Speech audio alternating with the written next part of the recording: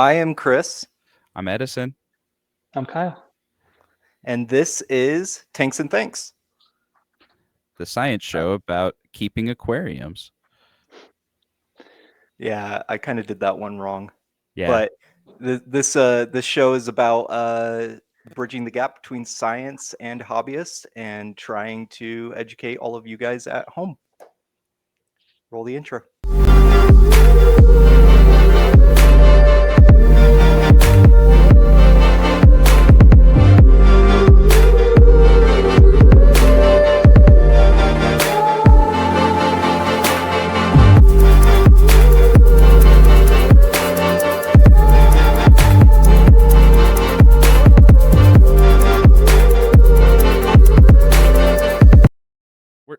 Okay, we're back. Abort. We played Abort. the outro by accident. So here we go. I'm still working on that. It's okay. We'll do the intro for the outro. There we There go. you go. We'll get there. So instead of me and Edison talking about ourselves quite a bit this week, I'd like to introduce Kyle first and let him get a little bit of time to introduce himself and let you guys know who he is and what's he doing here. Well, I'll start off. My name is Kyle Jones. I'm a 19th year aquarist. Started just kind of outside of high school or tail end of high school. First little fish tank. Killed a bunch of fish because I had no clue what I was doing. Didn't even know what cycling was. Then fast forward to 10 years in, started falling in love with plants, but then kept dying too. It's like, shoot, like, what am I doing wrong? So then the rabbit hole, which is the science behind these aquariums, trying to just figure out and make sense, prior to what we know the internet now has and YouTube has, um, trying to learn the science, trying to just keep plants happy and all that jazz. So eventually I got sick of the whole, we all run our tanks differently. And with science, you're always going to get the same outcome, right? So it's like, well, what if we didn't run our tanks differently? What if we all ran our tanks the same? And then I could tell you, how do you make plants happy? Give them 120 PAR, 30 parts per million of CO2, and a whole fertilizer, and you're good to go. So I had this idea that I could create this metric system or system of metrics that I could teach others with. And it went well. It went really well mentoring others, and finally decided I wanted to create a website to put all this stuff on. So I started writing in 2015 on Aquascape. What is Aquascape Guide now? It's evolved over the years, and it wasn't until the Rona, we all had a little extra time on our hands, that the site went fully live with all of my data. And then I realized people didn't want to read. So I started animating this stuff into YouTube content, which is kind of more what people see Aquascape Guide is. And my business partner, Phil, who's on those videos as well. And that's it. It's kind of my little story. I love tanks. I love having a piece of nature in our homes. And I love the joy that they bring me and my family and others.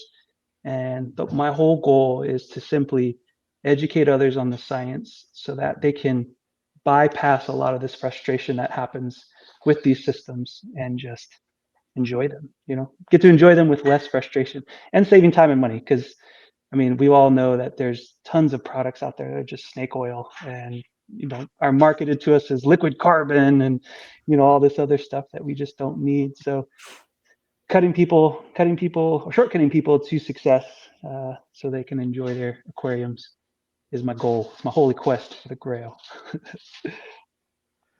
Well, I'm really, and I can speak for Edison probably here too. We're really glad that you're here, mostly because we don't have a horticulturist, and now that we have someone who knows something about plants, we can actually talk about them. So Yeah.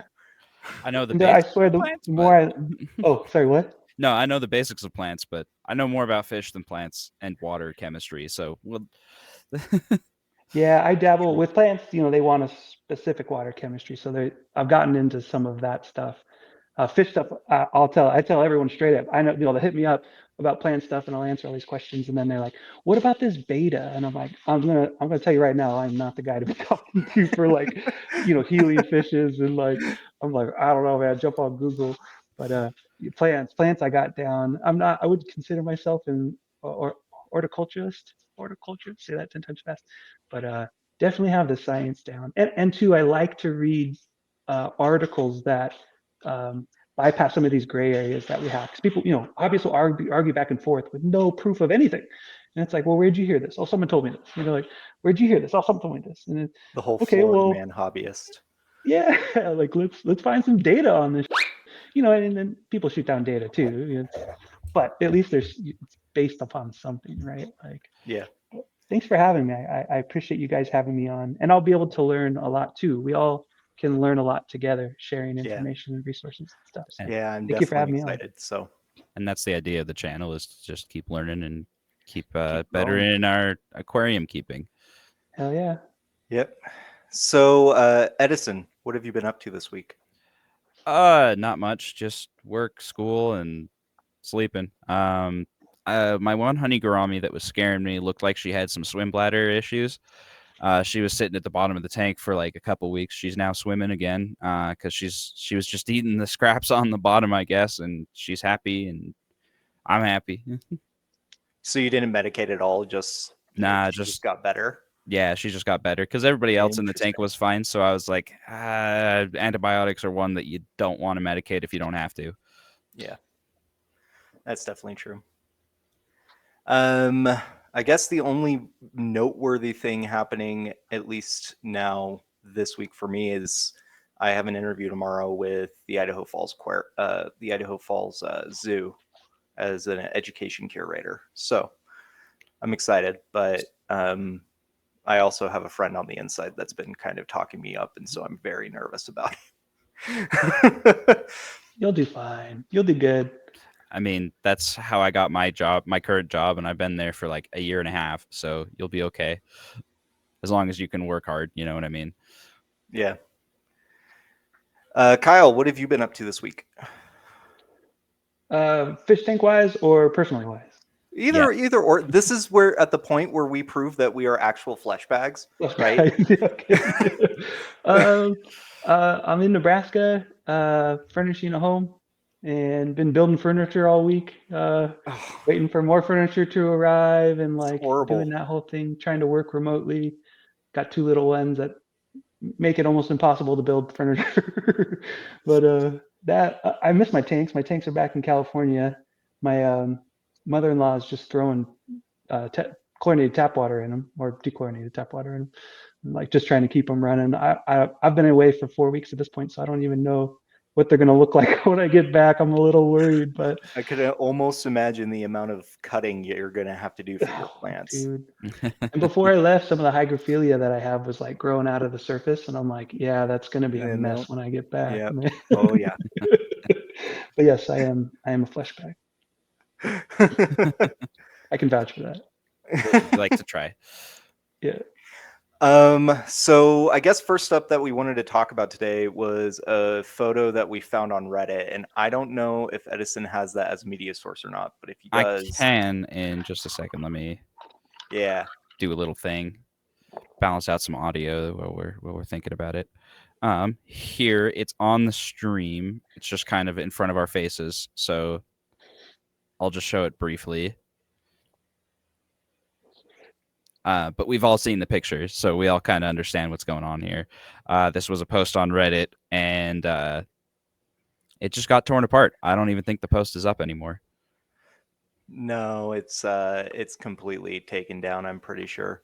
But the one of the kind of standout things about this post that I just wanted to kind of like bring up is I feel like this is the mind of a hobbyist that is like pretty new to the hobby, right? Like someone went into Petco or PetSmart, they said, hey, I want all of these things, and their kid was probably something to the extent of, I want those things too, right?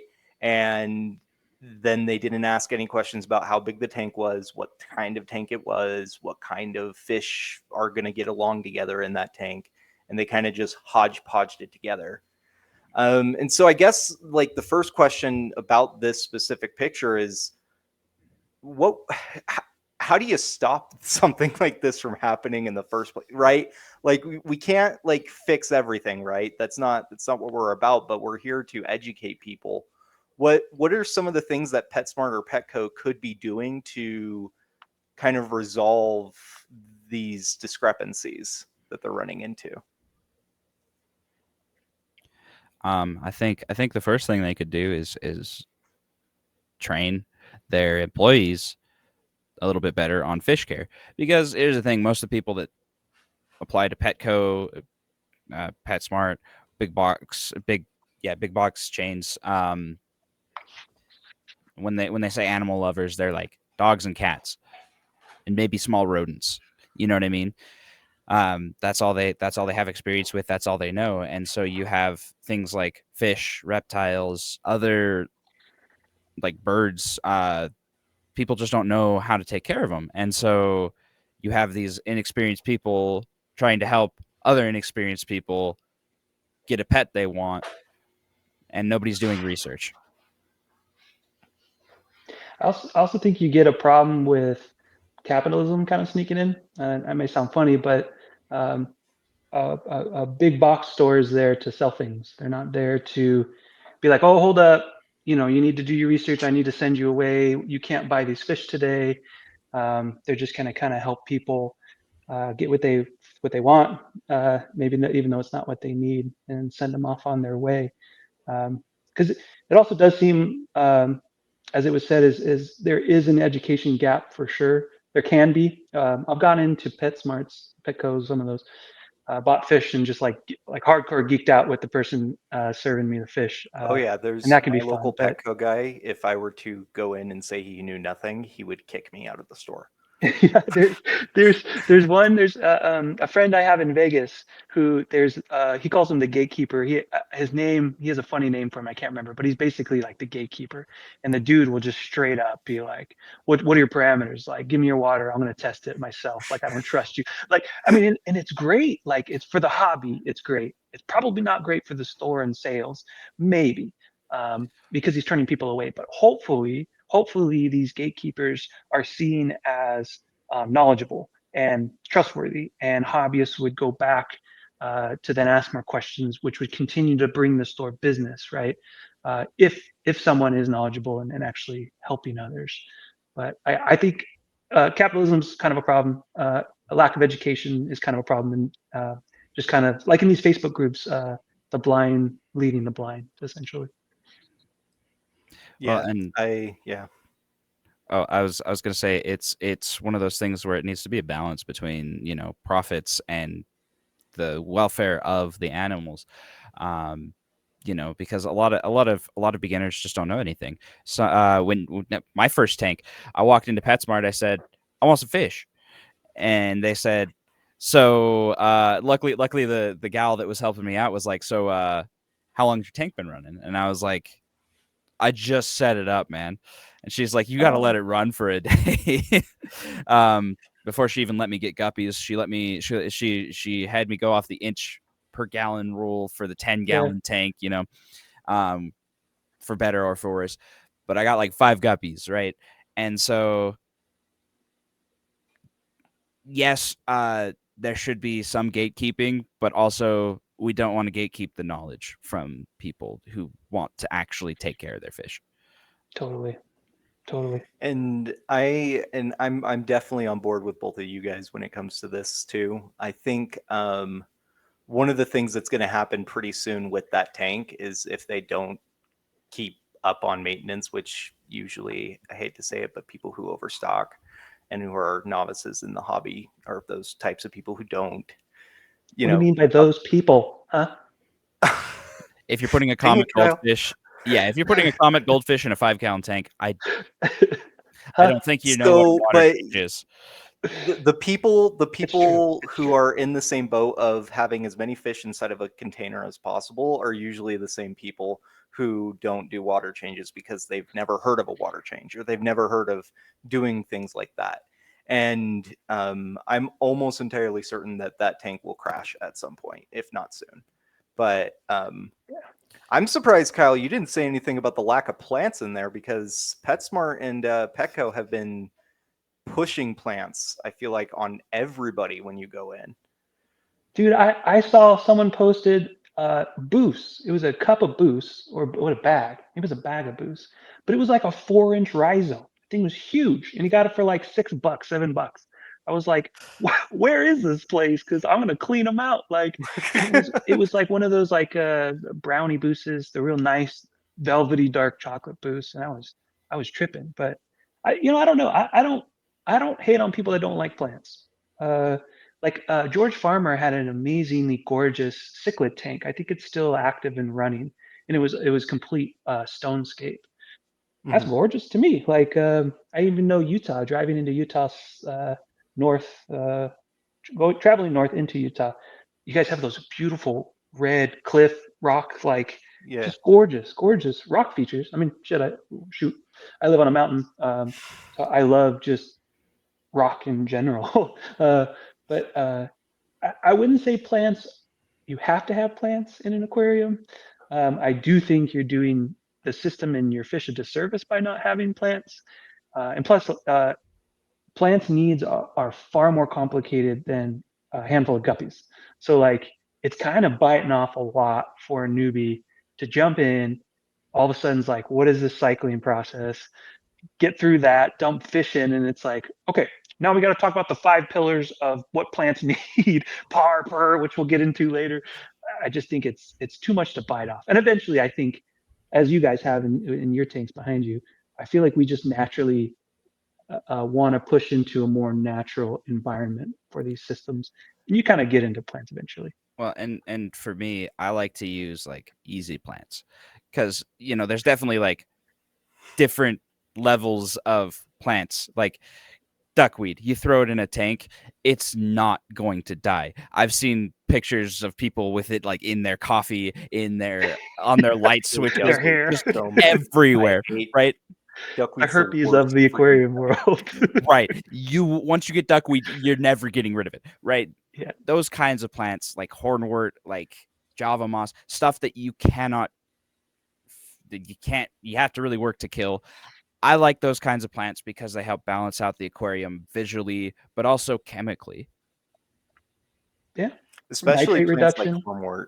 But when you think of plants like hornwort or any like calcium capture plants, like super hard spiked ones, if you have hard water, those plants are freaking amazing for your aquarium. Because I mean, Elaborate. unless you have a cichlid tank, your fish are probably not going to like all of the hard water in your tank. So And unless you have a cichlid tank, you can pretty much you can do any fish will work with plants. And there are hardier plants. There's an article on my website about it. Most big uh, sources of information will have like 10 easiest plants for people getting into the hobby. Uh, and yeah, there are ones that you don't want to be messing with unless you have the equipment and the knowledge to kind of help them thrive. Because I mean, I don't know how many years I tossed plants into tanks and just watched them die over the course of 2 weeks. And every day you're like, look it in your glass, like, is it gonna live? Like I think it's dying. Just watching, $50 die over the course of 14 days. Like, oh yeah. yeah, I definitely feel that. And then Edison, I wanted you to talk about the Saving Nemo Act. Oh, okay. I saw this pop up on my phone this morning. I'm like, we're going to talk about this. So basically, it's an act being pushed through by animal rights activists, if I'm not mistaken, that would basically ban the import of any and all aquarium fish that are wildly captured. And so in the freshwater world, it might not be a huge deal in the fact that, well, a lot of like live bears and such you can breed in an aquarium in setting, but a lot of them you have to catch to bring into the aquarium, especially in saltwater. Most, if not all, saltwater species are impossible to get to breed in the home aquarium, if not, even facilities set up You can, specifically but to breed. it's too difficult because you have to mimic like migration patterns for them usually. And it's a big thing. Crazy. So saving Nemo would be a problem for the home aquarist. So then what would the reefing community do? Like how would that work? Do they just you can't import them? Is the hobby just dead? Like It would be I'm almost entirely certain that it would be only local state. You can go and get it yourself, or it's coast side. So if you lived in Florida, you'd be probably set for life. Just saying. Like if you lived in Florida in the United States and you had tanks, you could go out and catch your own fish and keep them and do all that. Well, within reason, because the Florida fishing game are very picky about what fish you take home. They won't let you take lionfish home, for instance. But yeah, for I feel like the hobbyists, though, if this act goes into effect, it's gonna almost kind of crash aquaculture in a sense, right? Where any fish that cannot be bred in captivity is off the market, right? And that's Or almost about illegal. 90% of fish. So Or we're going to have like a black market of fish. that too. Yeah. yeah, and I can foresee that happening too, because that's what always happens. And So sometimes too, you see like regulation pop up, and then subsequent regulation after that try to help balance the pendulum swing a little bit, right?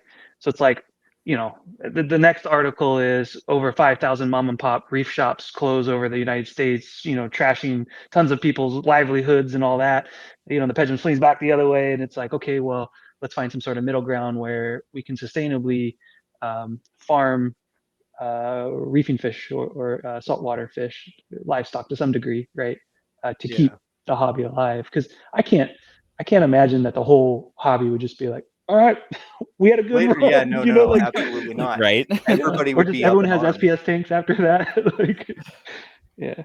Well, But and the biggest thing about that too. Sorry, I'll let you go right after this, Edison. no worries. The biggest thing about this too is, and I just thought about it, is the fact that there's other countries that have already banned doing this kind of thing, right? So like Australia is the biggest example that I can think of right now, where they have basically gone out and said you cannot import or export any fish from our coastlines. You can contain it in our coastlines, but you cannot export it. And obviously that's Australia. They're very extreme when it comes to their natural resources and also invasive species. But this act is almost the same type of act that they're trying to do in Australia. What I was going to say is I can understand the moral implications. Our coral reefs are shrieking, disappearing. It's a problem. But I don't think banning aquarium trade is the solution. In fact, I think there's more corals alive in aquariums than there are in the oceans, just because of like fragging and all that business. I don't know saltwater too well, but what I understand is that the saltwater aquarists are actually helping marine biologists to be able to stabilize the ocean conditions because of what they've learned through the aquarium hobby. And, I get that we want to protect our reefs and our natural resources, but there has to be a balance. True, I agree. Yeah, I definitely agree with that too. It's actually kind of funny that you say a balance, because I had an interview on Tuesday with the Utah Geologic Survey, and it's like doing mining inspecting, right? And they're like, okay, as an environmental, tech, and as someone who has their degree in environmental biology, are you okay, with mining? And I'm like, what kind of question is that? And they're like, because we've had someone that was on Fish and Game who was like anti-meat or Yeah, anti, like, a vegan. was completely vegan. And I'm like, but there's a balance here, guys. Like, I'm not one of those people that are going to go out and be like, oh yeah, shut down your mine because it's a mine. No, that has nothing to do with the fact of me doing the job. Well, and we have resources. That's kind of like the whole thing of life is you have to, especially as being like second level consumers, I think we are, where we don't produce anything of our own energy. We cannot produce anything of our own energy as far as, like our biological energy. We have to consume other living things. I don't care if you're vegetarian, you're still consuming a living thing to eat plants. You cannot produce our own energy. We can't just take it from the sun and do photosynthesis. We need Yet. Do you know something that I don't Sorry, I know had to. yet there, Kyle? Kyle's told the secret to humans photosynthesizing. It's all about PAR and PUR. We'll get into that a little later. Right. But what I'm trying to say is we need to have some sort of resources.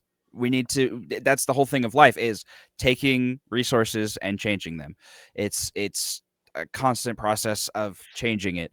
We wouldn't have anything that's around us right now without some sort of mining, some sort of exploitation of Earth's natural resources. They're resources. That's what they do. Anything else? Anything before we move on to the questions from the abyss?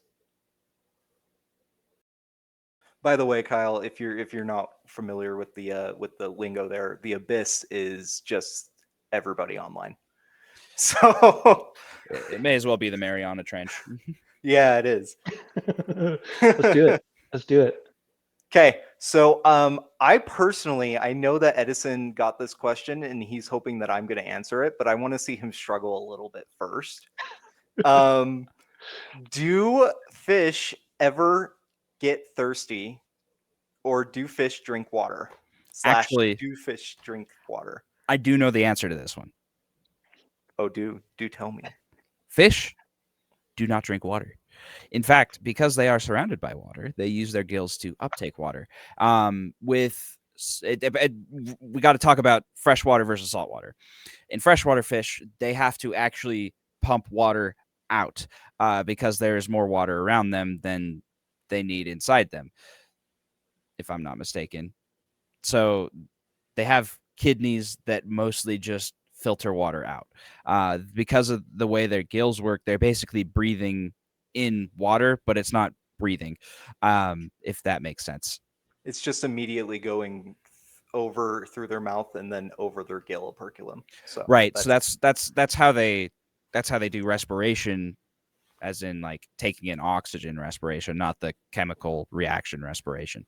But that's how they're breathing in a sense. And because water is such a small molecule and you can't always regulate the uptake of it when it's not charged, they have a lot of water inside of them that they have to get rid of. Now, salt water, they have to actually separate the salt from the water and such to actually hydrate themselves, but they don't get thirsty. They don't drink the water, in a sense. So it doesn't go through their digestive system. So you are partially correct. You're partially correct in the fact that they don't actually take in water. However, as fish and almost all invertebrates minus echinoderms, so like starfish basically are the only kind of factor outside of this, they store saline, right? And they store either high concentrations or low concentrations of saline inside their swim bladders. And most fish are saline deficient in freshwater. And so any amount of salt, they need a crud ton. Like they take it all in. And so technically speaking, they are thirsty for water at that point, right? Do they use anything with it? Well, after they have enough, they no longer take in that water. And so they're not thirsty at that point. But that's how we work as humans, right? In saltwater, it's different, right? Because they are over concentrated to the amount of salt around them. So they actually end up having to waste a lot of salt a lot more. And that honestly, it comes down to the way that they pee, to be honest, because they either pee urea or uree. So uree is salt deficient and urea is salt efficient. And so this would be like a very thick pee, and then this would be a non-thick pee, basically. So does this pee come out their not ventus for reptiles? Does it come out their anus? Yes, it does. It comes out with their waste. And this is water waste, not just things in the No. waterway. So when you see those long strands of fish poop coming out of your fish, those have urea or urate in it. So it's kind of a mix in between. Okay, but fish don't drink water is the basis of what I'm trying to get at, right? Fish don't drink water, but they're always thirsty. They're always thirsty. There we Yeah, go. there you go. It's not how we uptake water because they live No. around water. I guess that's the No. basics. I wonder if it's similar to us breathing to some extent. Like we're constantly breathing, we're moving air in and out of our lungs like water would move through a gill, but we're not like drinking air. You're not like, I'm thirsty for air right now. Like I wonder if it's similar to that, where it's very passive, where the air just existing. Yeah. It's Well, true. And also I think at altitude, and then if you come back down to a lower altitude, you can actually like, it feels like you're drinking soup, right, for air instead of not, because you have more air to take in. well, and then if it's like too humid, I think there's this one cave that you have to wear a special suit that dehydrates you because of how humid the cave is, because basically your breath is composed of a little bit of water and you're breathing it out and it just condenses in your lungs if it's too humid around you, Eesh. which, then you drown. Yeah. Edison, why don't you ask Kyle the next question? I am going to pull up the chat and see if there's anybody actually. Oh yeah, I here. forgot to do that. Well, okay. Here's the next question. What is the difference between PAR and PUR, and how does it pertain to lighting? Did I Great question. pronounce that right? Or should we say Yes, I PAR would and love to answer PUR? Okay. So, back in the day, we used to measure like inch per fish for how many we put in. We used to measure it through wattage.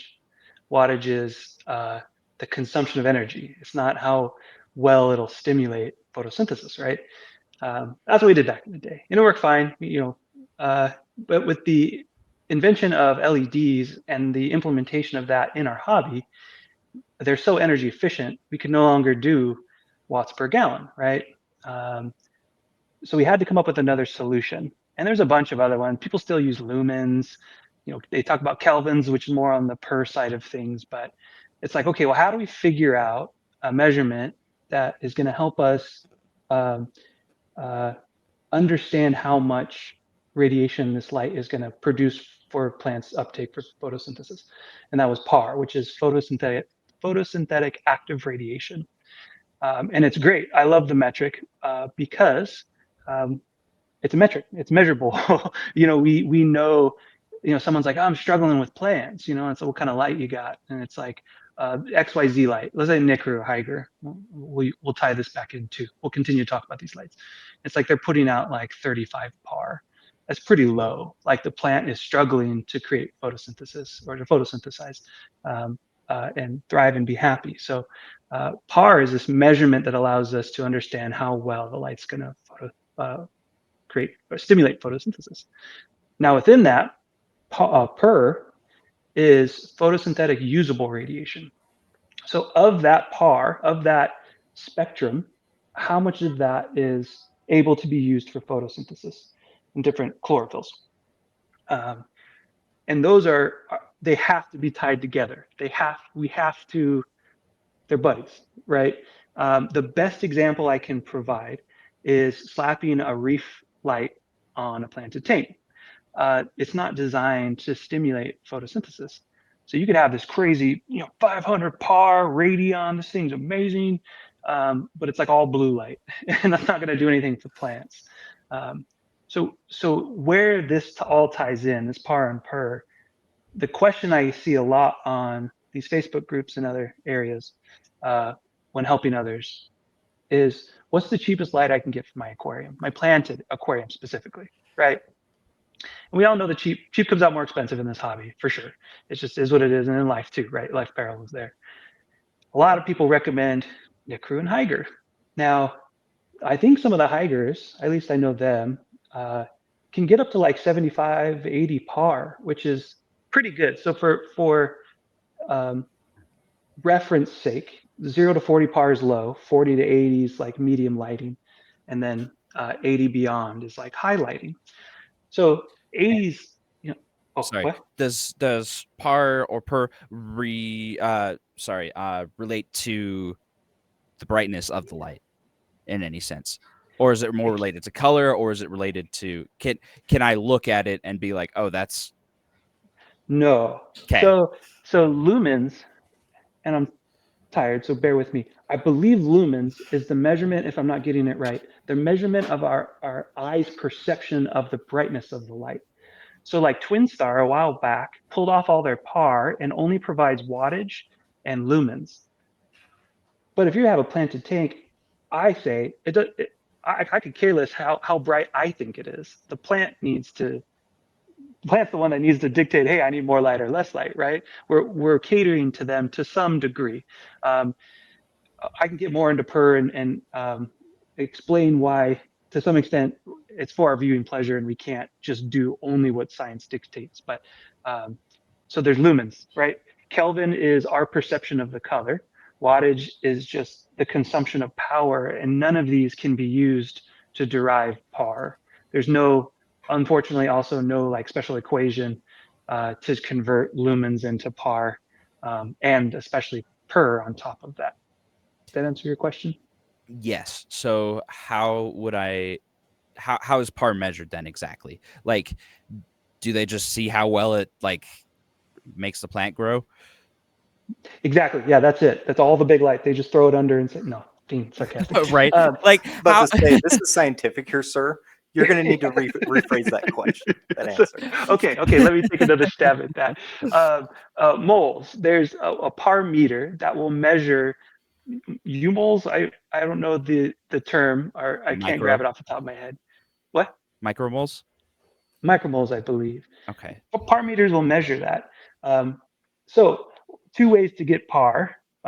One, you can buy a PAR meter, really expensive. Companies they're like 350 bucks, 400 bucks. I don't own one. I've been in the hobby for a long time. I'm a plant guy. I'm a baller on a budget, and I just refuse to buy one. Uh, Companies like Bulk Reef Supply will sell them to you. You pay full price, and then you pay a restocking fee to ship it back if it's in good condition. So you can kind of like rent one. You can also literally rent one from local fish stores. They have them where you can sign them in and out, kind of thing, which is really helpful for us in the hobby. Um, Outside of that, we have to rely on the manufacturer if we don't have our own PAR meter to tell the truth, essentially. Um, I actually, on my website, got sick of having to search for people's PAR, helping people. So I created a database of all the lights I could and all the PAR readings of all of them at different measurements. And different measurements is relevant because light has a quadratic fall off, which means it's not linear. It drops off. PAR drops off the further you go out, away from the light source. So at certain depths, you would get different PAR readings. But in the hobby, you either have to have a PAR meter, which is really expensive, and or trust the manufacturers is honest about the readings that they're producing. So this is a curiosity question then. How often do you find the manufacturers actually reporting like the correct PAR that they I don't name names because I don't want to get sued, right? But No, how they're pretty spot often? on. Okay. They're pretty spot on. I mean, you can split hairs and like, oh, maybe it's a little 5 more moles more, like. But for me, at least as a hobbyist, if they're pretty close, it's acceptable. Um, I find that they're more dishonest about the PUR. So Higer has a 75 watt light or 75 PAR light. I don't know what the wattage is. It's like 20 watts or something. It's only blue and white LEDs. Now, the white's full spectrum, whatever the hell that means. And blue is terrible for photosynthesis to some extent. There's a small area where one chlorophyll that with blue, but there are studies from University of Michigan and University of Utah that shows if there's more than 10% blue within the spectrum, it reduces plant mass. And we all know leaves are essentially solar panels. We want big, bushy. We want big solar panels. We don't want small, compact ones. So if you have a white LED heavy and blue LED heavy light, the PUR is just trash. Like it's not what hobbyists need. Now it's cheap and effective at lighting up the tank, but it's not what's going to make plants thrive. So there is this, like, I call it this lower ceiling, where if you want to do planted tanks, you have to buy deep enough to like keep the plants happy and growing. So you're turning over plant mass. You can trim out dead or affected problematic areas, and new plant mass comes back. But that's where this, like, what's the cheapest light I can get? It's like all these bottom barrel $20-$40 lights, like they're gonna do you a disservice. They're gonna like nip you in the bud, especially if you have everything. You're doing CO2, you're doing great fertilization schedule. If you're not ramping up photosynthesis, the plants aren't gonna do very well, basically. Okay. So my next question is, for me, I like to use low tech tanks, no CO2. Um, I just rely on the CO2 from the fish and just diffusion. Yeah. What sort of, and so like, for example, hornwort, what kind of PAR, what kind of PUR does it need? Specific plants, I probably wouldn't be able to answer. I would say for like, What's like for someone in both of our settings, right, where we are not huge plant guys, right?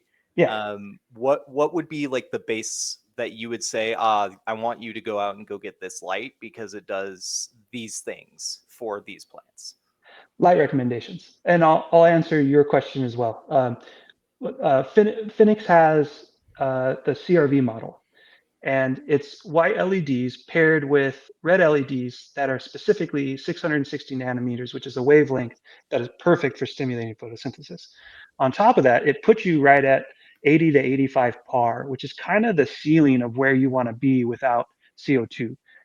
You start pushing beyond 85 PAR, 90, 100, and you have a lot of plant mass like you both do in your tank. The plant's going to um, absorb all the carbon in your water column, resulting in things like VBA, which isn't great. And you can do things to help mitigate that. But um, Phoenix ALC and CRV are great, like starter lights, and they're not that expensive. Like I think like a 12-inch one for kind of a smaller tank's like $85, $90, somewhere in there. So it's reasonable. It's not like too crazy. Um, if that answers your question. But I would say too, to answer your other question about easy plants. If I have easy plants, what part do I need to be in? It's valid. I mean, totally valid. The lower you're going to go, the slower the plants are going to grow and turn over. Depending on what plant you have, that can be good. If you have hornwort and it grows like a weed, having something closer to 45, 50 is going to slow things down, and it's going to be manageable. Where if you had hornwort in 400 PAR with CO2 and tons of nutrients, the thing is going to be like a disease in the tank.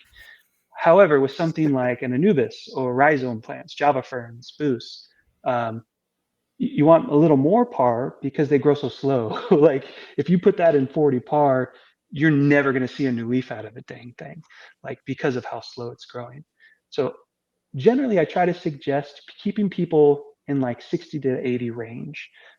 You're not pushing hardcore, but you're also not waiting a year for a boost to like boop out one more leaf. You know what I mean? So that's kind of metric wise where I try to push people into. Okay. So I don't know. I don't want to be that guy that says, well, for me, this works, but I might have just gotten Do it. really Do it lucky. for the vine. What? Fine. Do it for the Do it vine. for the vine. So in Yeah. my aquariums, I just kind of went for lights that looked good and just weren't blue because I knew blue was just kind of dumb. Yeah. It's only for my eyes, not for the fish or the plants. Because the chlorophyll is green, which means it's reflecting green and absorbing everything else, and that's what it needs for photosynthesis. But anyway, um, the 55-gallon I have right here, I just have the stock lights that came with the aquarium kit from is it Top Fin? Top Fin, yeah. And my hornwort grows like a weed in there.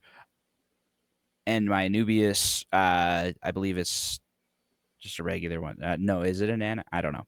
My Anubias keeps sprouting new leaves. I don't know what the PAR is, but did I just get randomly lucky with that one? Yes and no. I mean, I don't know much about the light itself. Plants are going to try to adapt to their environment regardless, and they're going to try to grow. I have just focused on what pushes the plants the most, not essentially what can I get away with, right? So that's where that kind of comes from. These aren't exceptions to the rule. It is science, obviously. A plant is still going to grow. Like a plant could sit in a tank with no light and have like ambient light from a window, and it'll literally grow to it. Like help, you know what I mean? Like so, a plant's going to do what it can to survive, and you can grow plants in pretty much any lighting to some extent. But I've always just tried to focus on okay, not bare minimum, but what's going to like push growth? What's going to like excite this plant like crazy? That's the best answer I would have for you on that. You know what I mean? So there are other lights. Like there's one that randomly came out of left field in China, from China, um, and it looks like it too. It's not the whole packaging. Everything's just not pretty or aesthetically pleasing. And a buddy of mine from Jillian's Fish Tanks has it, and we swap plants and stuff. And his plants are going nuts. And it's cheap. It's a cheap light. But I don't have a par meter or anything to measure and take specs on it. And actually, there's an app called Photon that's out, and I was chatting, messaging with the developers of it, where you can use your smartphone um, as a par meter. Android is out of beta and is paid because it's accurate within like 2%, which is pretty crazy for a smartphone to be within 1 to 2% error. Android's up to like 8%, but still that's pretty dang good for Chad and his little cichlid tank trying to grow some boost in the back, right? Like so you can stick that under there, and I had my buddy stick it under there, and the par was in the hundreds from what I remember, and even it had a lot of LEDs, a lot of different colored LEDs. I don't know what the spectrum looked like on it, but there are lights that are coming out. The only problem, I'll say this too, is we don't have enough data on it. So I wouldn't feel comfortable being like, yeah, buy this light, it's great. Drop $60 on it and then have them have an issue. And now I've recommended them a light, or a friend or whoever. The same goes with like people are like, well, I use a floodlight. I just went to Home Depot and dropped $20 on a floodlight. It's like, yeah, you could do that, and you could be successful with it, but the chances of the spectrum, the PUR being good, is harder to tell if you're just slapping it on and hoping for the best. Like, is it MD? Not MG. I like MJ. MD has like floodlights. Was rocking floodlights for a long time, and the plants are doing fine. So he kind of lucked out. But I try to focus on what I know works and the science that backs that, to try to help others be successful, and give them again metrics that I know are going to work. I hope that wasn't too long-winded. No. Yeah. That makes sense. So to sum it, plants will adapt, but we want to give them the best conditions so they don't have to drastically Struggle. adapt. Yes, struggle. That's the thing, is plant stress is like a high algae inviter to some extent. The happy plants also produce alleochemicals like corals do. They will naturally fend off algae. And I think George Farmer, someone, maybe it was Tom Barr, was like, take care of your plants and they'll take care of the algae, essentially. So it's in that vein, right? Like if we can do as much as we can to keep plants happy, they're going to take care of the algae for us. So this is just a curiosity question now at this point, because we've already kind of covered all of it, but have you ever heard of someone overlighting their tank by like drastic amounts? And So what are kind of like the symptoms of that? What are kind of like the drawbacks of not being in the realm of what you're supposed to be in? algae. Lots of algae. So like the biggest one is what is it? Algae blooms. The whole tank just turns green.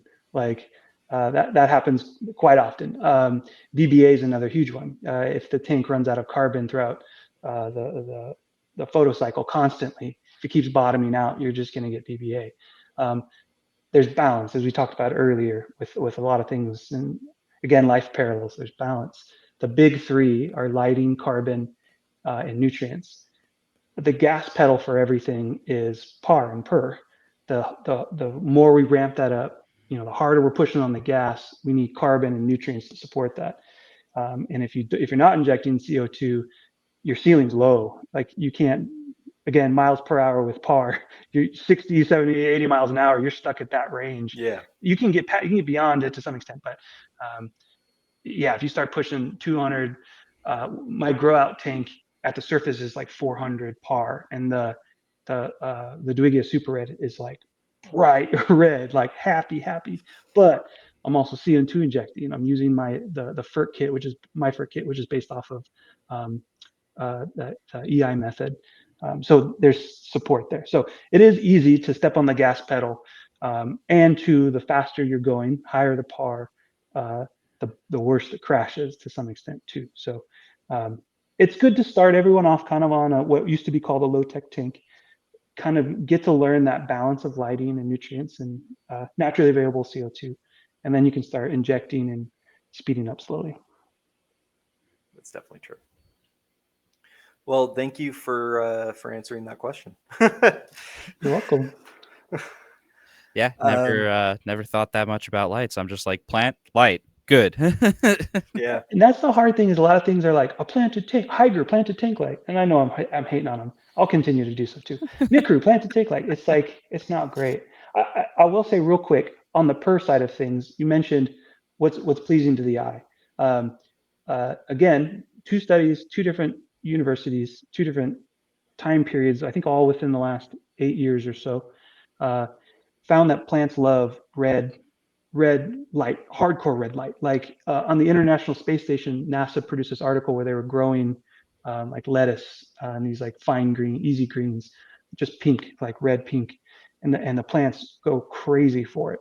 However, I don't want to stare at a pink tank at the end of the day. No. They found that maxing out reds, kind of middling greens, and then blues real low, like very low. Plants just go nuts for. So it's funny that you're looking for like a yellow looking light. Warmer on the Kelvin scale. Yeah. So you get 65, 7,000 K. It's like blue. Like plants aren't about that. They want 4,500s. That's why most plant lights that you just go buy at Walmart are like almost purple, kind of violet. They're trash. And I don't know if it's I almost wonder if it's like a cost thing. Like 660 nanometer LEDs are like an expensive thing to produce. So then like whites and blues are cheap, like due to pigment or something, you know what I mean? Like, yeah, exactly. Like why don't they have more red? Or even the Fluval 3.0, I hate, because it's like handing a bunch of newbies bazookas and saying good luck with your tank. And they have like pink, cool white, warm white. It's like, just put WRGB in this dang thing. Like, I don't know why you're giving me all these random colors. Like, so I have an article on my website that talks about these studies, references these 2 studies from the colleges, what plants need, and then the suggestions on how to dial your light in. And I basically use the blue as a rule of thumb. No, if you go over 10%, roughly, you're going to see a reduction in plant mass. However, it's going to make the tank look less red. So like, do it with the understanding, these rules are meant to be learned, to be broken. Do it with the understanding that you want as little as possible, but do it to your liking, because you got to stare at the tank every day, right? And then I have a whole nother article on just dialing the Fluval 3.0, because it's its own little beast, Yeah, I'm just looking at my tank back here, because you can see the snake lights, the night lights are red, and this tank is starting to breed some really weird algae looking stuff on my plants. So I'm thinking these are on all the time. It's like, I think I know what the problem might be. Light still. I've got where I have my tank. It's the only place in my place I can have my tank, and there's a little window on the left side of it and a large slider on the right. The morning sun comes in, and just the ambient light from the morning sun, I'll get a little green dust algae on it. That'll accumulate if I don't keep up on water changes and aren't doing what I need to be doing, simply just from the indirect light. And plants will grow to it, like I would be interested to see if like the plant mass is heavier on the left side of the tank if the camera's not swapped, or closer to the red light, if they're like, yeah, that'd be interesting to see too. Yeah, like It's all just scooting your way over. yeah. The algae growth is a lot heavier on the left side than it is on the right. Yeah, it's fun. Right, closer towards the heater. The red light that's in there in the tank Yeah. is the heater. So I wonder if I put some cardboard or something in between there, if that would help my algae. Yeah, people do blackout, paint. Even I've seen it kind of ghetto, but you use what you got. Black trash bags, tape them up or tape them behind. Man, that is super ghetto. I thought you were gonna say cardboard, man. Hey, no judgment, man. Like I help people all over the world. Like there's a lot of people like in the Philippines that don't have resources to things, or in India too, like that they just don't like. We don't have cardboard here. Like, oh shoot, okay, well, what else could I paint? You got paint? You got, like, we're in our little American bubble, and not everyone has the same resources for sure. That's definitely true. Right. Yeah. Or I could like throw a jacket over it or something. Yeah, just use it as like a jacket hanger or something. Or embrace it. Yeah. And fully hit the tank and see if it helps. See if it helps with the growth. Yeah. BBA the next week covers the entire thing. Well, so yeah, I was about to say next week on Tanks and Thanks, we're gonna have a video of Edison trying to kill a venomous tentacular or something, trying to yank his hand out. No, that tank actually did struggle with BBA, and it was like my only tank that struggled with it forever. And then I don't know what I did or what happened. I think what happened is I crashed my cycle and everything just died in there. And then now it's just the Java moss went nuts, and now it's got like this kind of white gray staghorn algae growing on everything. Yeah, the staghorn is fed by ammonia, like organics, free radical organics in the tank. And it's interesting too. All algae have a root cause, and everyone's solution's like, don't put light, blackout. It's like you can't black out BBA. BBA is not going to be blacked out. If there's an environment that's creating that, you're starting to sound like someone online arguing about black hair algae, because that's what I literally spend my life doing. People are like, dude, it's all of this light, and I was like, no, it's not. That's not what causes blackbeard algae. So I on the site aquascapeguide.com, I have a blog section, and there's a filter for algae, and I have the 10 most common algae and all their root causes. It goes into identifying it, treating it, and then preventing it. Because it's like, even if you bought something like Excel, which is great at killing BBA, we'll leave it at that. It's just going to come back. It's generally phosphate driven, heavily phosphate driven. A lot of hair algae are. So you throw more fish in there, and then now you're throwing more dry fish food. You're just adding more phosphates, right? Like, black it out, kill it, comes right back. But you can find the root causes on my website very easily. Hopefully that helps someone out there. Yeah, that'll probably help me. I'll report back. Yeah, there you go. And then the last question: what's the best type of filter? Best is subjective to one's goal. I was about to say, this is the most loaded question I think I've ever heard in my life. I think that's kind of what I wanted with it. Was I want more opinions, but also scientific based. So how do you pick a good filter versus a not good filter, and then what would be the best in situations, I guess? So okay, so here's for instance, like something that I've physically have dealt with. At the aquarium, we had a River Giants tank that had basically just massive fish. It had pacos in it, it had gars, it had, everything that you could imagine that would be a monster comparably in the aquarium world, right? And they had it running on a sand filter and carbon. Each week you'd go in and you'd take out these carbon tubes and swap out the carbon out of each and every single one of them and put it back in. And my boss, he was starting to talk about things like, he was basically mentioning in kind of passing, like, hey, how much time do you take to take out these carbon tubes? How much carbon do we go through? When secretly I know what he was doing. He was trying to see whether or not it was effective for him to keep it or not. And about a week later, I show up to work and no more carbon tubes. In its place is another like 13 to 14 gallon to 25-gallon sand filter, like a tiny one, basically. And he's telling me, he's like, this is going to help out, all of the waste that we're accumulating. And I was like, but the issue is the carbon was helping with the concentration of that waste in the water. And if you yank out all of the carbon, sure, right, you're going to be still filtering stuff. But if you yank out of the carbon, that's not using anything else. It's just going to stay in the water column, which means you're going to have to do more water changes. And he, I don't want to say argued with me, but he did, because he usually did. And he would say things like, no, no, no, no, it'll be fine. And then a week later, the tank looks like trash. It just looks horrible. It's covered in black. It's covered in just algae. And he's just like, man, what the heck happened? And I'm like, you took out the only way to use the excess waste. And now you're not doing the same, water changes. So um, all of that story into a roundabout way of saying it's a mixture of both, right? You can't just say, I am going to have a mechanical filter because that's how it is, right?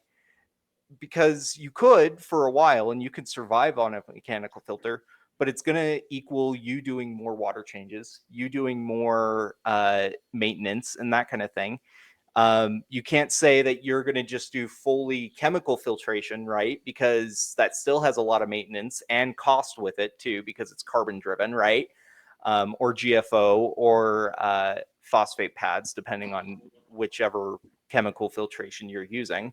And then you can't like say, I am only biologic filter, because eventually those sponges get chock full and you're going to have to do maintenance. Out of the three, though, biologic is the easiest to maintain and keep because they require the least amount of effort, I guess, in my mind, right? But it's a mixture, I feel like, in my mind. And if this question was like, what's the best selling? By far, it's chemical filtrators, because they always come in those kits, right? They're those little cartridge slots. But is it? I don't feel like it's that black and white, like I feel like there's a good mix that you need. That's a good point. For me, I focus more on like biological filtration. Like if my water parameters are off, my fish aren't going to be happy. They don't care as much if there's like goobers in the water as much. You know what I mean? As long as like the water is clean for the most part. If there's particulates in the water, it's not as big a deal, right? Because you can deal with like an algae bloom, like the Mountain Dew tank. That doesn't hurt the fish, but ammonia is going to hurt the fish. Yeah. At low Not concentrations. not keeping your free floating bacteria in check is going to hurt your fish. So yes, clear water is nice for aesthetic, but biological filtration is definitely the most important to the well-being of your tank inhabitants in to what I understand. And so for me, the best filters I've found are ones that harness different medias, because you want to do different things with it. You want to have sponge, you want to have K1, you want to have, but I also find that plants tend to be some of the best filters out there. I would agree with that statement. No, from my perspective, you're three types, and it's, I think, at times important to have the ability to do all three. Now, I'm a big canister junkie, or filters that perform like a canister, where water moves through the system and not over the system. Yeah. And two, thinking of efficiencies of this. So we talked about the types of filtration, but how efficient is a filter at that uh, level of filtration? How good is a sponge filter at mechanical filtration and getting the tank cleaned out of all the gunk? Probably not as well as a high-powered canister that's kicking stuff up into the water column and pulling it out through sponges, right? So I tend to like with sponge filters with newbies. They're great. They're cheap. They work to some extent. But you get a lot of people who are new. Personally, I love the aquarium co-op one, right? Like they've kind Yeah, of that's like narrowed the in on that staple. market, right?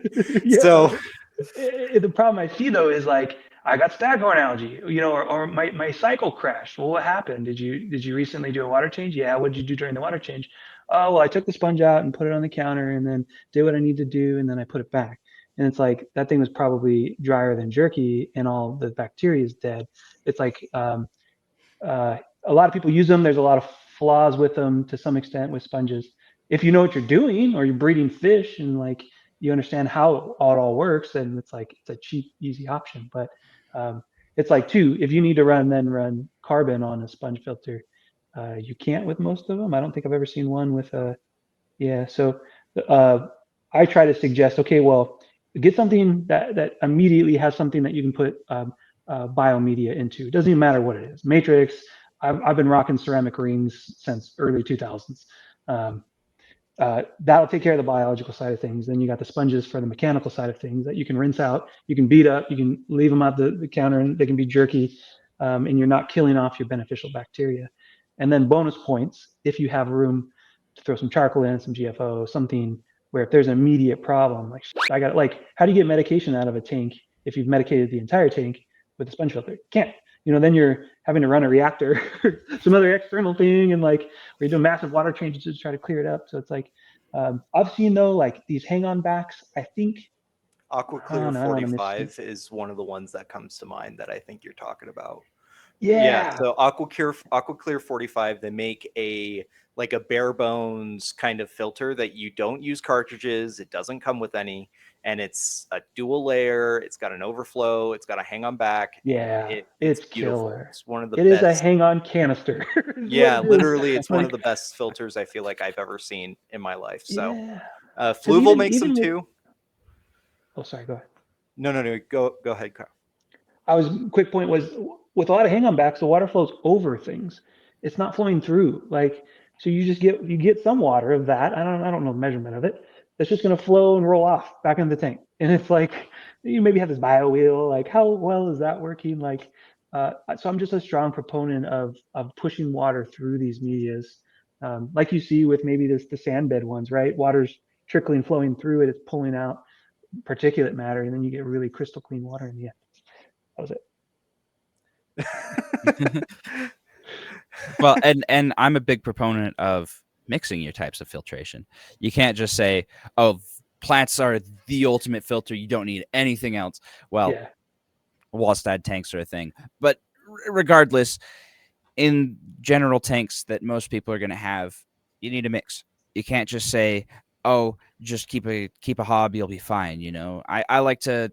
I mean, on my big 55-gallon, I've got a little overstocked, but I have it like way over filtered. I have a hob. I have a bunch of those like little biological reactors with K1 media in them. I've got a canister running with a UV filter with a UV sterilizer on it, and it also has, it's just chock full of media. Did So you just do a lot of water changes on that to help mitigate nitrates? I just leave the plants in there. I just checked the other day because I was curious, and it's the thing's barely pink. Good, cool. That's awesome. So Yeah. I just kind of let nature take its course, and then just trim the plants as I need to. Yeah, awesome. And I guess also there's a cost too, right? Like going back to it, chemical filtration is something that you're physically going to be replacing, right? Yeah. It's either cartridges or carbon or whatever it is, right? And unless you're a wholesaler, you're not getting carbon for cheap, and someone's going to try to, nickel and dime you the entire way because it's the aquarium hobby, and if you buy anything chemical, they're going to try it, right? And so, Grades of carbon. That's a thing. You know, yeah, oh, get into all that. yeah, don't get, yeah,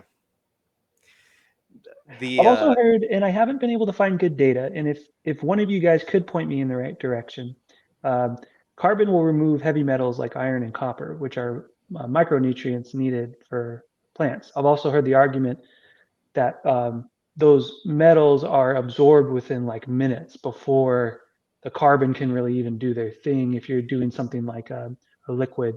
But it's like I haven't been able to find a resource on what like a high grade carbon, what it can actually do. Like you get all the things, So, but from what this is me putting on my geological cap because I did do geology as my minor, right?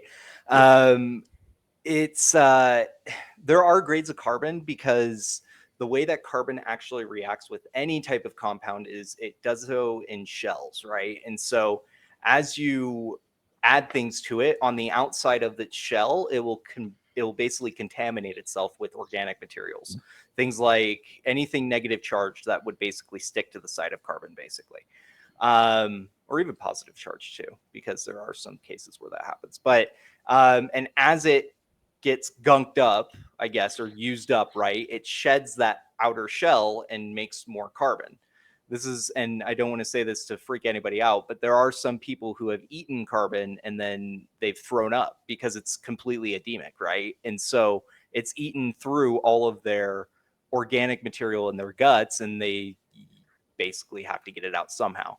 Um, High quality carbon, it's honestly a hit or a miss because you have to realize the people that are getting all of this carbon for the aquarium hobby specifically, but even in general, right? They are using the dust from coal depositories and coal like repositories and making these pellets as they come, basically. Makes them really effective, right, for getting those shells being filled up because it's just dust and particulates, right? But yeah, it makes them not last as long. I am one of those people that if you have it in nature and you can get it, go get it. And so if you live in a place where you could get charcoal out in nature and you know what you're doing, right? Because I'm going to cover this when when I do my video and I finally release it, because I've been working on the script this week and it's coming along almost to the point where I'm good to do it. But if you know what you're doing and you look at a rock and you're like, hey, I can use this in my aquarium, right? I'm very much someone that would say use that. And carbon in its pure form, aka charcoal or coal, right, out of a rock, would last a lot longer than just the particulate dust that we get in the aquarium hobby. And yeah, so there's that. And then also there's a loss of potential energy, right? So at a certain point, you are putting too much carbon sucking things into the yeah, system to the point where it's not making any difference, right? yeah. And so But how do we know what it will uptake in the hobby? Because like people be like, don't put carbon in because it removes fertilizers in general. The blanket statement fertilizers, and we know that like in reef systems, you put carbon and it doesn't remove nitrates or phosphates. no, I'm not even sure if it removes potassium, but then it's like, okay, well, it does. uh, it removes potassium. Yeah. See, so how do I need a resource? I need a resource so I can write an article and be like, bam, slap people with it when they ask, because I there's will, too how much back about and I forth with this will stuff. mail you my geochemistry textbook, Okay, because I'll give my in that physical book, address and you can. well, so okay, so my geochemistry textbook, it did a lot of things really not geochemical. It did a lot of things like this is where mine stuff is, right? And this is where you get gold and plutons and that kind of thing. But what it did really well was the solubility of metals and the solubility of minerals in aqueous solutions. And it gives you all of these examples of like how soluble something will be at this pressure and at this temperature and given this amount of CO2 in the atmosphere. And especially in aquariums, that's kind of one of the key factors, at least in our time. If we had aquariums 16 to 175 million years ago, it wouldn't be. But in our time, right, we have a lot more CO2 in our atmosphere, so it affects the solubility of most metals. And Interesting. so, um, yeah, I would love to read it. I'll I'd love send to have it a to you. source for that, you know? Yeah. I think it would be helpful for the hobby. Again, these hearsays, well, someone told me, well, someone told me. It's like, okay, well, at some point we got to get down to like brass and tacks and be like, what does carbon do to our water? And more Yeah, so, on the plant side of things, like, are we shooting ourselves in the foot, dumping fertilizer in and then just gunking up carbon and pulling it out every week? Like it seems redundant, but thank you. If we could find a way to get that to me somehow, yeah. I would love And to there's write something on it. and also it's not it's a lot harder to be clear and precise when it comes to a lot of natural sciences, obviously, right? Because of the world doesn't work in the way that we expect it to. It doesn't care about our stinking boxes, is what I like to tell all of my students, right? And so The bee, of course, flies anyway.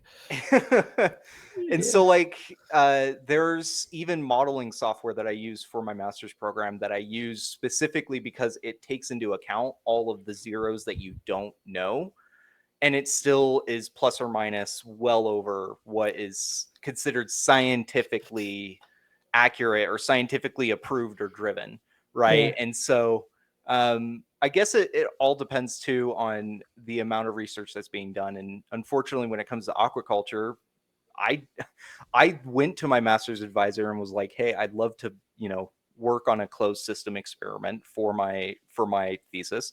And he laughed at me and said, "No, go back and think of something else." And so like, Whatever. That's a bummer. so like when push comes to shove, we are translating a lot of what the science outside of the hobby has said into the science, and I think that also doesn't help with the miscommunication sometimes, hearsay type things. But Yeah. yeah. Neil deGrasse also talks about science doesn't really focus much on the whys to some extent. Like, why does gravity exist? They don't give two shits. Like, No, we understand what it absolutely not. does. Yeah, so it's like it's interesting. There's unfortunately some of that our questions uh, fall into that category. They're more philosophical than they are like scientific in the pursuit of cause and effect kind of stuff, right?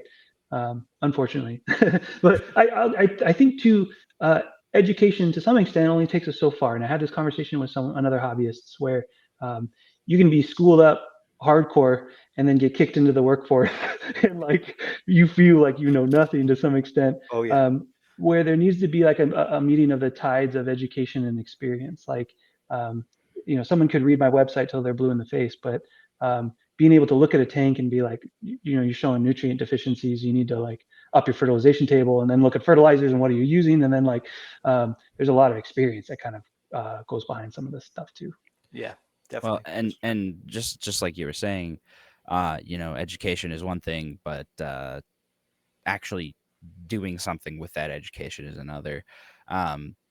I struggled in my Gen Chem class this last semester until like we got to like pH stuff, and then I was like, wait a And you're minute. like, you nailed it. Wait a minute. This is me keeping a fish tank. I literally know this stuff. Yeah, that's awesome. Right?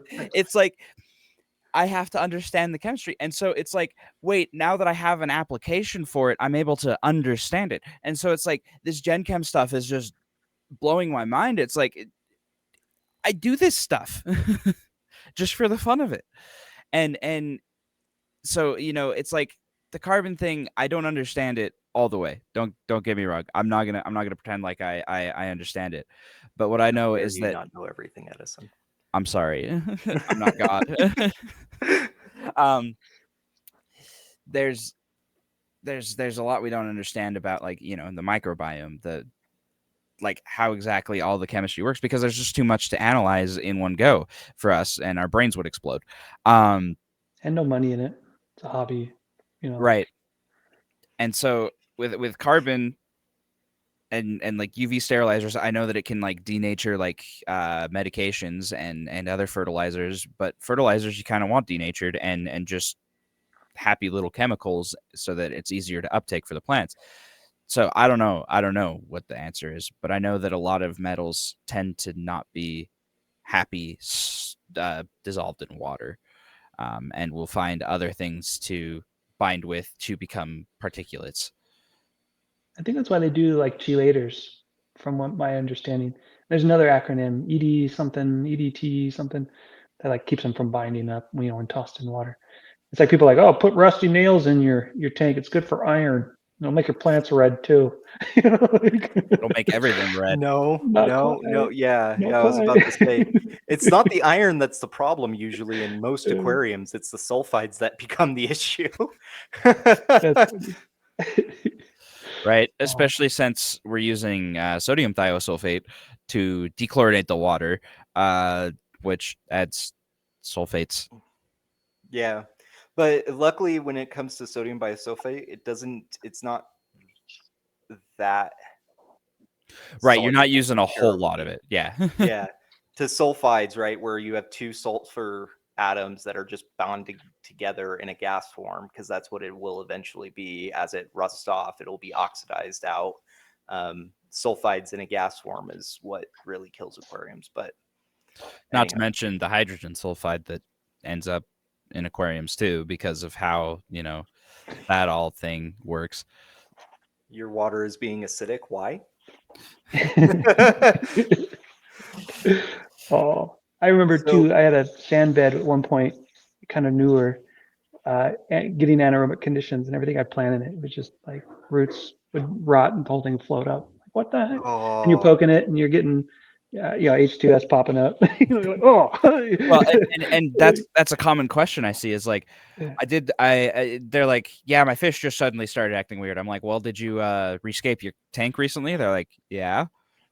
I'm like, how aggressive were you with the rescape? yeah, I was about to say you kicked up a bunch of acid and you lowered the pH, of course. You Of Yeah. lowered the course pH. they're all You kicked up a bunch of like anaerobic bacteria. You kicked up a bunch of stuff from the anaerobic zone. So you're gonna get stuff from halfway through the nitrification process. So you're basically going to get nitrates. You're going to get nitrites, ammonia. You're going to get hydrogen sulfide, among other various halfway decomposed things in the water, which is pretty stressful for the fish. Good luck with that. Right. So it's like it's surprising that they only got ick. You know what I mean? Yeah, really. There's some things though, like especially after working at an aquarium, you just how did you get away with that? Like you can't help but feel like at what point were you thinking like this is the best idea ever? And like Hey, we've all had bosses like that where you're just looking at them like, it don't matter where they're at. You know what I mean? yeah. Yeah. I would love to tour though, like the fish room, the back room, the maintenance room of like an aquarium. Like, You wouldn't want to. Trust me. no, You don't want no, to. does it ruin it? Is it like Yeah. working at Disneyland? You're Well, like, no, I mean it's not as bad, but especially the one I worked at where I'm still facing like fallout from like emotional trauma from working there, right? yeah, Because of the way that the animals were treated, yeah, and like the type of filtration they used, the type of decisions they made, right? It's one of those things that as a hobbyist, I came in, and as someone with a scientific mind, I came in and I was like, this is not right on both ends of this, and it makes me sad, but I can't fight you on it. So because what you're am I going to signing my do, paper. right? Yeah, right. And so like what am I going to do? Yell at you a billion times to change this? And Yeah, I was on Reddit today, as I do sometimes when I'm bored at work. Of course. I was on Reddit today, and somebody had mentioned, it goes from, you start seeing all these little personalities developing in the little fish, like somebody with their first time with their beta, right? And this beta you start to it starts to become personalized to you. It's not just like a little fishy in a jar. It's your buddy. It's your friend. It's got a personality. It's a whole organism, and you start to see it different. And so you can't just see a fish in a bad tank. You're seeing, dude, that's not cool. Those fish, they have lives, they have things they want to, they have They have personalities, things they have dreams that they need they to have yeah. dreams. Gotta get to work on Monday, man. They gotta kids. They have a wife and kids. They got kids to feed. Right. And so it starts becoming one of those things where it's like, fish are friends, not food. You know what I mean? Like it starts to become this thing where you can't just see a fish in a bowl. You start seeing a fish suffering in a bowl. Yeah. Yeah, There yeah. are plenty of other Especially the longer you're in aquariums the though. hobby, man. I don't know. It's frustrating still fighting people doing the whole like fishing cycle thing. Then like not teaching it very well, and someone new just throwing a ton of fish in and turbo start by Fritz or whatever, and good luck. Like it just stresses me out for them. I just take a really hard stance on it. And I don't argue with people because they're going to do whatever the heck they want anyways. But I hope someone Oh, yeah. passing Right. by is like, oh shoot, okay, Kyle, I've liked what Kyle has said in other groups, or whatever in this group, and he sounds like a reasonable person. Like maybe I should try a fishless, Yeah. Well, and if you don't know what you're doing, fishless is always the best way to go. You don't harm the fish. If you know what you're doing, you can get away with a fish in cycle. If Your you very experience. well, if you know what you're doing, you have some way to mitigate all the ammonia, so that it doesn't build up. You understock the tank severely, like you don't put in your final stock on it from the beginning. Yeah. And I would recommend even like just plants, because if you're gonna like wall stat a tank, you want to have those plants already in place to start eating that ammonia, Doing their job. doing Yeah. their job. Do your job. Yeah, and too, like No, yeah. recommending someone learning cycling, like right out of the gate. I try to tell them like, look, hey, you could do this and you could pull it off. The other side of this coin is you're now doing like daily water changes up to like 50% for the next 4 to 6 weeks. Like, there's another side to this coin that like just avoid it, avoid it. People, anyone watching is new, avoid it. Just do Unless you know what fishless. you're doing or you have some way to seed that filter, don't try it. Don't try it, please. Don't try this at home, Please. kids. For No, the you can't. fishies You and their can't. kids. I mean, obviously, we could sit here all day and be like, please don't do this. But then there is obviously Florida man, and he's going to do it anyway, right? And so, like, Florida man. If you're gonna try fish in cycle, just remember dirt has nitrifying bacteria in it, and dirt is everywhere. That's true. There you go. So let's move on to the big. I feel like we've already had like a big discussion already this week. Yeah. But the big discussion. Let's take a moment to talk about our favorite fish to keep. What are kind of your standout favorites? Well, I could go first, since I'm the one who kind of came up with this one. My favorite has kind of just become the honey gourami. I love those little guys. Just any gourami really, but specifically the honey gourami. They're shy, they're peaceful, but they also have this personality to them. They're a lot of fun to watch. They're a lot of fun to see how they interact with each other. And it's really cool to see those little guys just zoom around the tank, or some like the males will kind of like guard a little spot where the females will just kind of like putter around the tank looking for food, and it's just kind of, I don't know, I just find them really cute. Valid answer. And here's where Kyle says that he loves cichlids obviously the most. In a way. To be honest, I hate cichlids. I hate them. Everybody I think hates. they're the ugly. No, you get the weird. No, I won't say that. You'll get the person that just like, I'll cichlid only, man. I'm cichlid all day. Like And they then they got the have like monster fish. the flower horn that has like a brain tumor. I don't know. Like I don't know. They look like beasts to me, and they're it does nothing for me. To each their own. If someone loves cichlid, that's their Sure. thing. I don't know if you pick one fish. I'll say now. What I'm into now, 19 years into the hobby, is shrimp. I don't know why. They're so flipping cute. Like just your basic neo cherry, Bloody Mary shrimp. I like them too because they keep bioloads really low. Low bioloads mean less algae, of course. Um, and they're just busy. They're always doing stuff. Then you get little babies running around. Like it's gorgeous. Okay, so but if I did have to give you a fish, um, I just think I really love schooling tetra in aquascaping. Doesn't matter. There's even like the Rasboris, the chili Rasboris or Galaxy Rasboris. You get a ton of those like Colors are moving beautiful. around the tank. Yeah, it's very peaceful, and it adds movement to what would be generally kind of more still with plants. Because unless you have some pretty hardcore or specific plants or hardcore circulation, you don't get a lot of movement. But just a schooling fish, man, they're gorgeous to me. Yeah, definitely.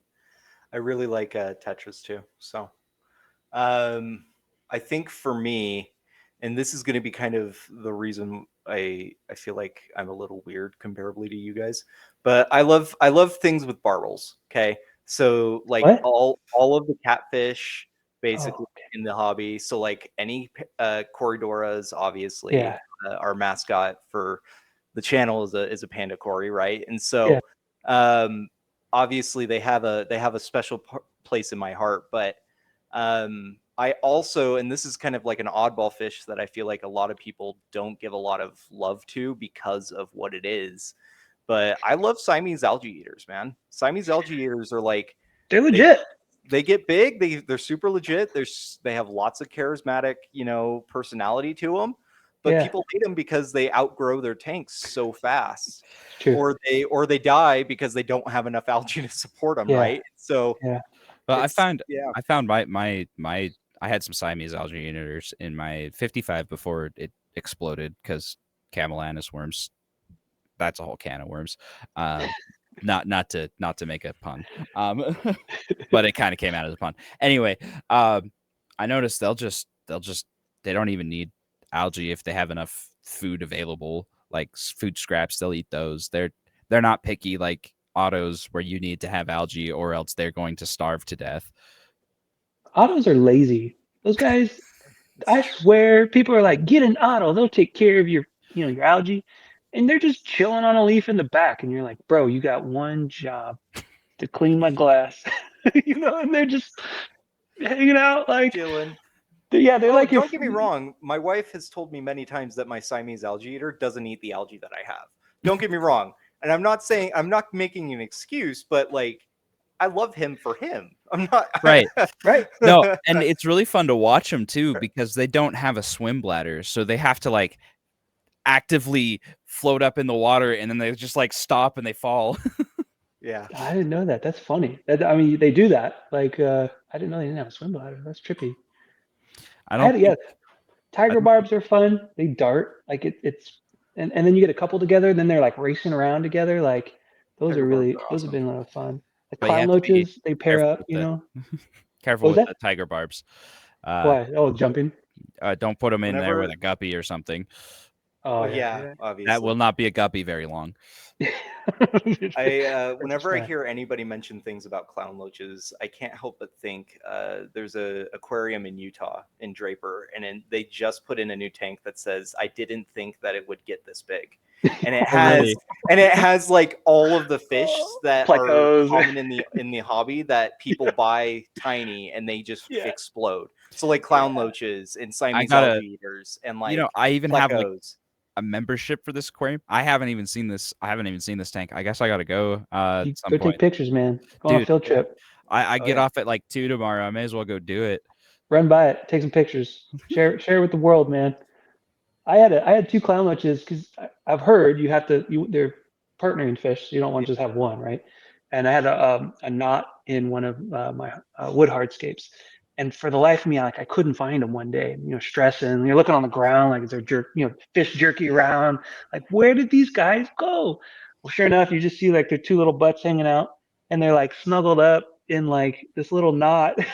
And then they slept there for like years. And anytime that like if I couldn't find them out running about, eating bladder snails or whatever, they were like snuggled up together in their little cave, like cutest thing ever, man. Like, yeah. Clown lunches, they just feel like a staple. Like neons, like Grammies, like what is it, the rainbow Grammies, right? The Rain, paradise fish. Paradise no, fish, like rainbow Botswanas. I don't know, maybe. I don't know. Okay. There's just like a handful of these like staples that we see, like tiger barbs and cories and like The that stuff are that's cute. easy to get. Yeah, it's like Yeah, too. vanilla's vanilla because people like it. Yeah, it's classic. It's I, classic. I I still love like even just basic plants, Anubis, Java ferns, like crips. Crips are like one of like the most basic plants ever. Like everybody has a crip, but there's a reason that they're like classic and they get big, and gorgeous. But yeah, there's a reason there are classics for sure. Well, I think that's all the time we had. We actually probably went over, but Uh, just a little. that's a little Yeah, bit. We we're make chatting. we make sure we have an hour and 15. So, but I guess we went 20 over today. But I think next week we're going to be talking about the amount of substrate to do planted tanks and what's the perfect amount. So that's something to look forward to. And then root tabs too. So I think CEC, least cation exchange capacity. yeah, sure. We can get into a little bit of ecology there too if you want. So Yeah, yeah, I know enough just to be dangerous. just don't quiz me because ecology wasn't my best subject, and yet I Don't am quiz me still. either, man. I'm just a hobbyist that knows enough to make them dangerous. That's it. Well, that was it for this week. Again, I'm Chris. I'm Edison. I'm Kyle. That took And a while this there, is Edison. sorry, I was spacing. And this is Takes and Thanks. Yeah, thank you for watching. Please subscribe to our channel. And now we're gonna watch the intro because I did the outro at the beginning. Backwards course. day. It's backwards.